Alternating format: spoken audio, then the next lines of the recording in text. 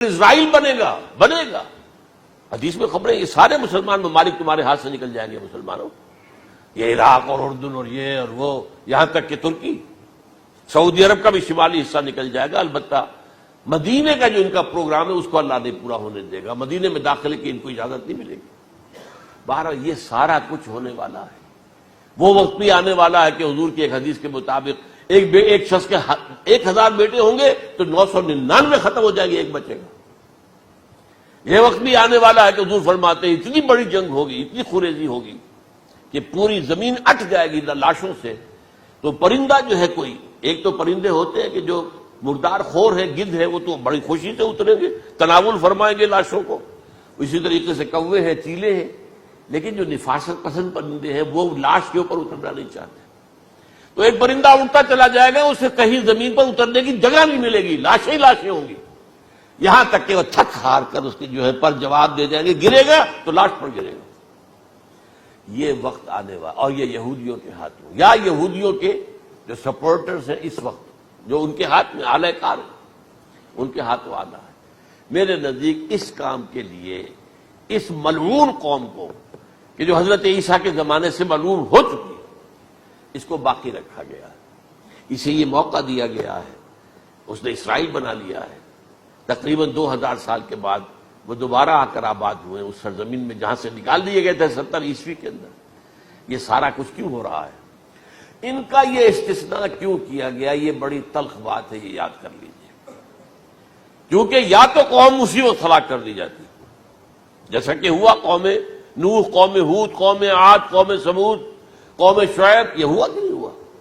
اور سدوم اور عمورہ کی بستیاں جہاں حضرت لوط بھیجے گئے، اور آل فرعون جو ہلاک کیے گئے، یا تو پوری قوم ہلاک کی جاتی؟ نہیں، یہ یوں سمجھیے کہ اس پورے معاملے کو درمیان میں سے ایک وقفہ دے دیا گیا، حضرت عیسیٰ کو اٹھا لیا گیا، اور حضرت عیسیٰ دوبارہ آئیں گے۔ یہ کیوں کیا گیا؟ اب اس میں بڑی تلخ بات آپ سے کہہ رہا ہوں، یہ آپ کے لیے قبول کرنا آسان نہیں، حلق سے نیچے اٹھنے کی مشکل سے۔ اس قوم کو زندہ رکھا گیا ہے جو ملعون اور مغضوب علیہم قوم ہے۔ سب سورہ فاتحہ میں مفسرین لکھتے ہیں ضالین، یہ نصارہ ہیں، اور مغضوب علیہم یہ یہودی ہیں۔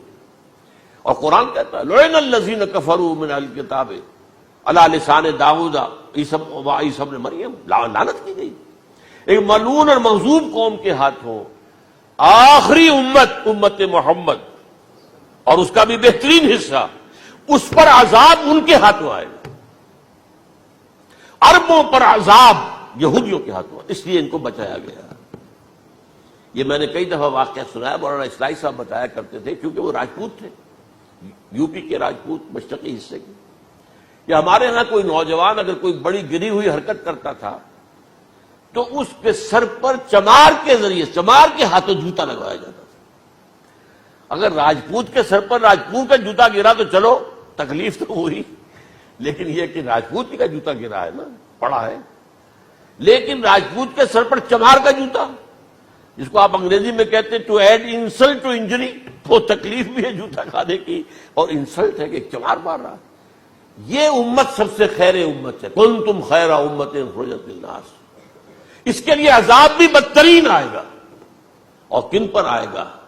اس امت کا جو اصل نیوکلیس ہے، عرب، جس کے بارے میں حضور کی حدیث موجود ہے ویل للعرب، عرب کے لیے بہت بڑی ہلاکت ہے۔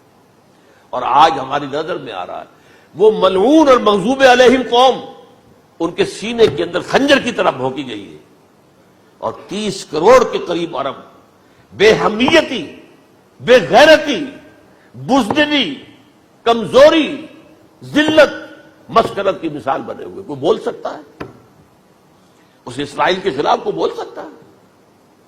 30-35 لاکھ آدمی ہے اسرائیل کے اندر یہودی، اس سے زیادہ تو امریکہ میں 50 لاکھ کے قریب، کل 1.25 کروڑ آدمی ہے یہ یہودی پوری دنیا کے اندر۔ لیکن دیکھیے جو چاہتا کرتا ہے، جب چاہا اس نے عراق کے ایٹمک انسٹالیشن کو تباہ کر دیا، اور سعودی عرب کی فضا میں اس کو فیول کیا ہے انہوں نے، دوبارہ ریفیولنگ جو ہوئی ہے ان کے جہازوں کی، وہ سعودی عرب کی فضا میں ہوئی۔ اللہ تعالیٰ نے یہ کوڑا ان مسلمانوں کے لیے رکھا ہوا ہے کہ جن کے رتبے ہیں سوا، ان کی سوا مشکل ہے۔ جتنا اونچا مقام اللہ نے دیا عربوں کو، ان میں حضور کو اٹھایا، ان کی زبان میں اپنا آخری کلام نازل کیا، تو ان کی ذمہ داری بھی بہت ہے۔ جن کے رتبے ہیں سوا، ان کی سوا مشکل ہے۔ یہ ہے میرے نزدیک واللہ اعلم